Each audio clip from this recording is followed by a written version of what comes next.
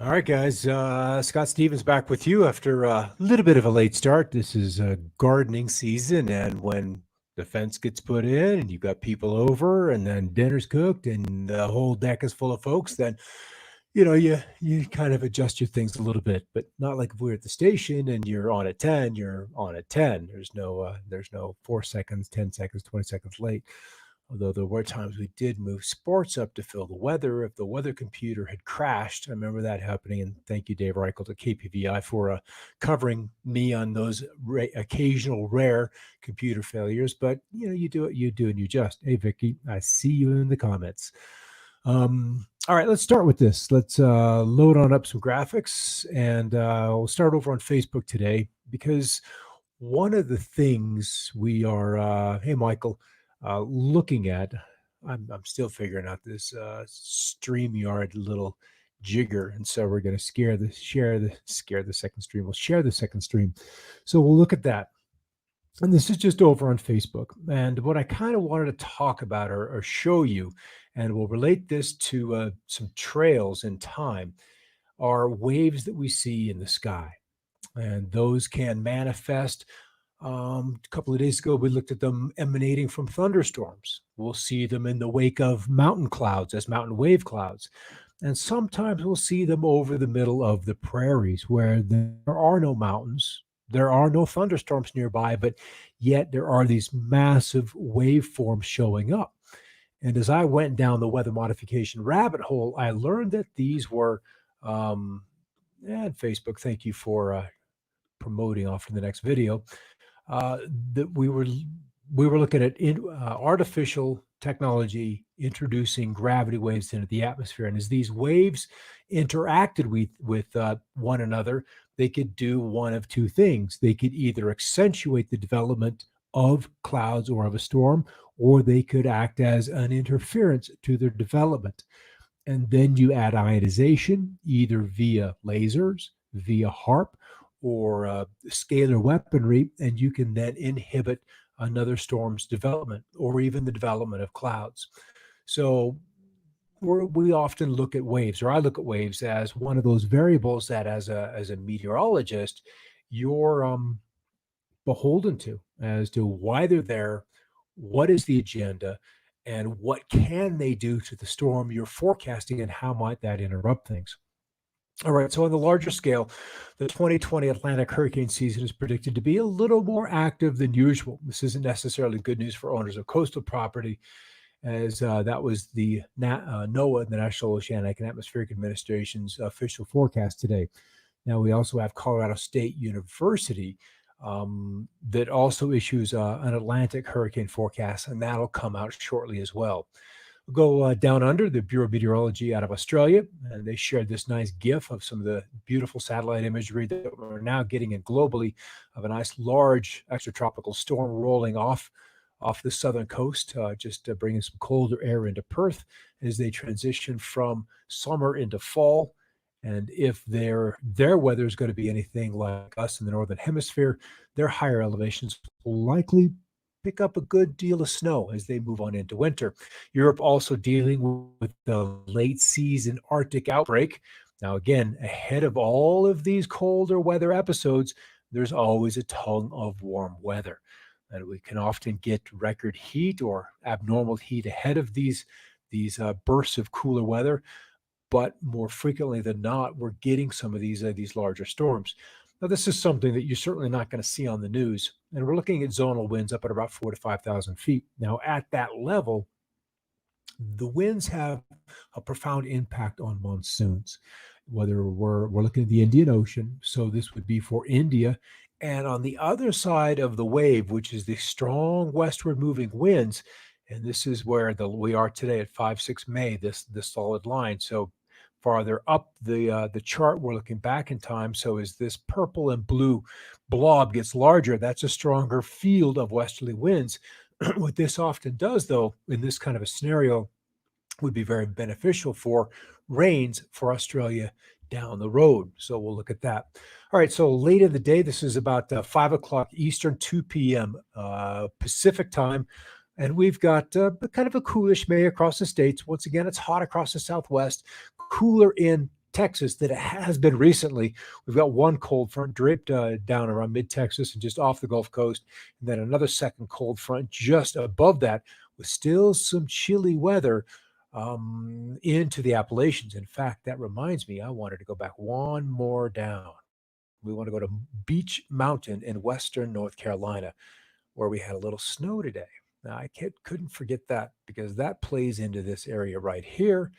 And then when we go back and run the radar animation that came out of these showers, also some light snows into the mountains of southern New York, the Finger Lakes, and then into northern Pennsylvania. Some snows outside of some thunder showers in and around Great Falls, Montana. So some cooler weather showing up, and this is kind of the initiation of the cold, almost Arctic-like air mass that's going to be working its way southward.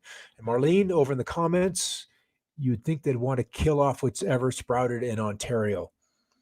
There might be some truth to that because the vegetation that's in place in Ontario is going to take a really, really tough hit, and I'll highlight that in a moment.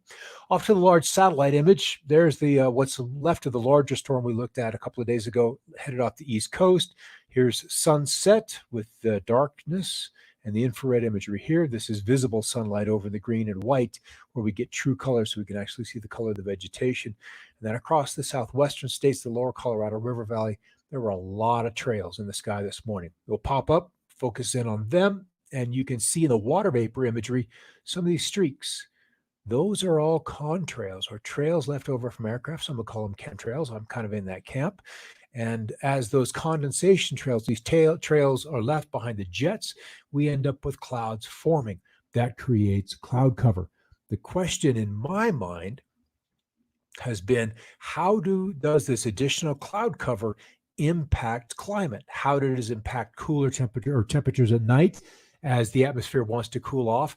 Then how does it impact the sunshine coming in during the course of the day? And when you look at all of the jet traffic that has been global for so long, now note that right now we're seeing about 1/10 of the air traffic that we had just 2 months ago and 3 months ago. If we'd have been looking this back in January, this would have been just completely smeared out by these clouds generated from these trails.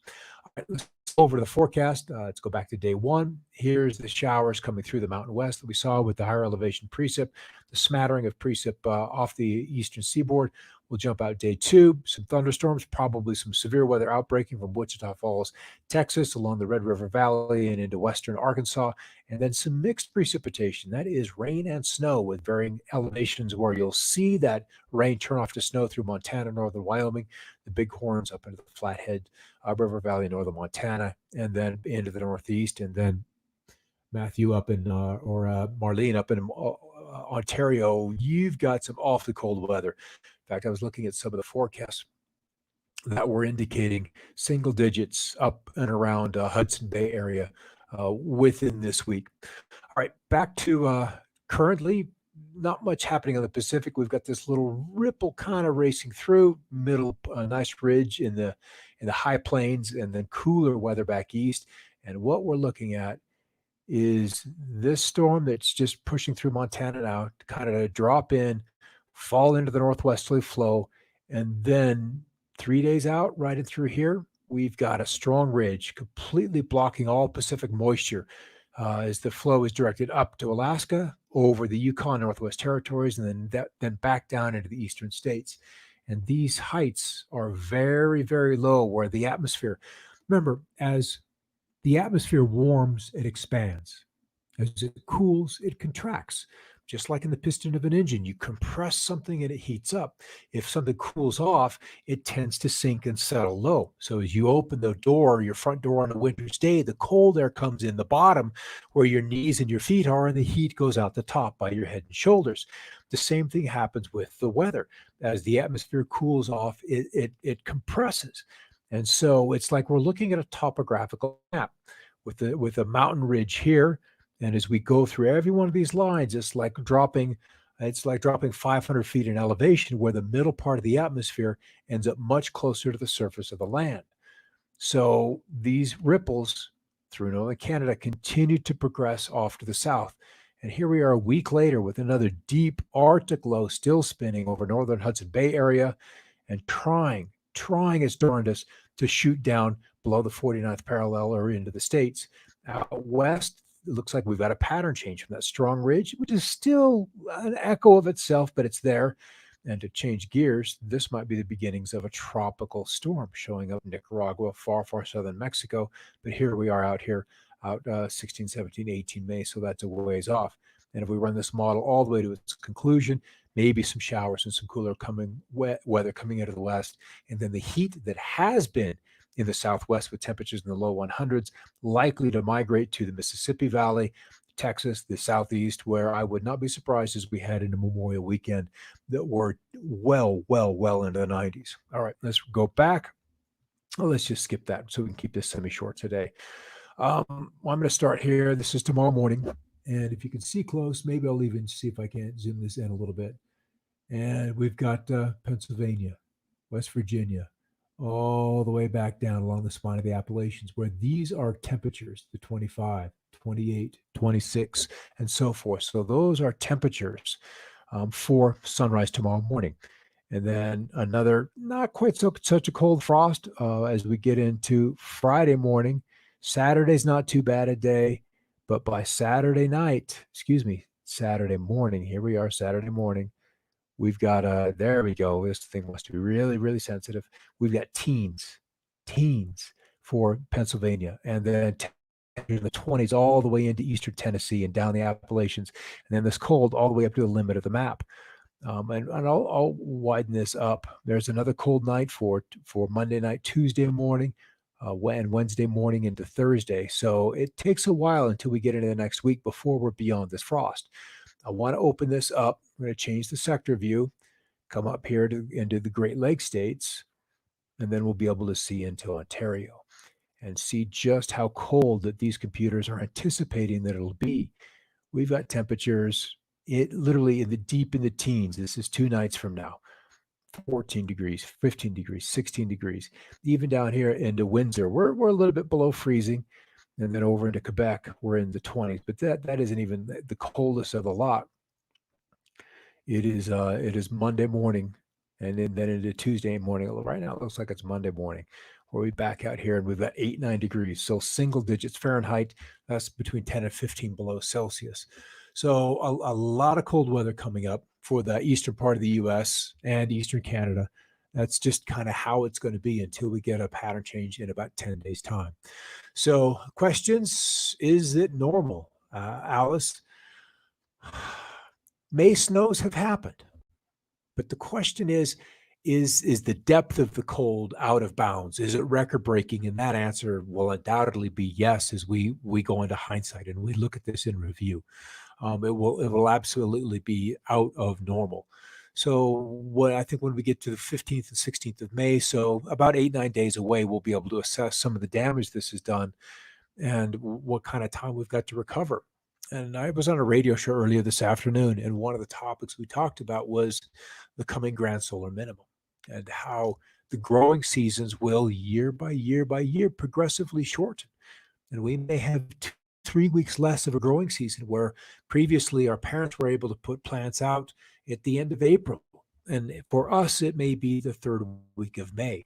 They needed to harvest or get everything in by the 1st week of October. And we may need to have that done by the 2nd week of September, which means that the USDA or these other environmental agencies recommending certain crops where we're growing wheat and canola, we might only be able to grow grass for grazing.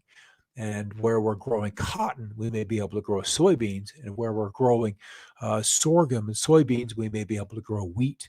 So we might have to change, and the farmers might have to adjust what crops they're capable of growing in this coming cooling climate. So in many regards, yeah, there is a climate crisis, but probably not the one we're all expecting. All right, I'd like to see your comments. I'm all up for suggestions and things you'd like to see me talk about. You can send those up on Facebook so we can all have a discussion about it. And I'll see you tomorrow and see what kind of goodies we can gather from around the world and share with you. All right, everybody, have a good night and keep looking up.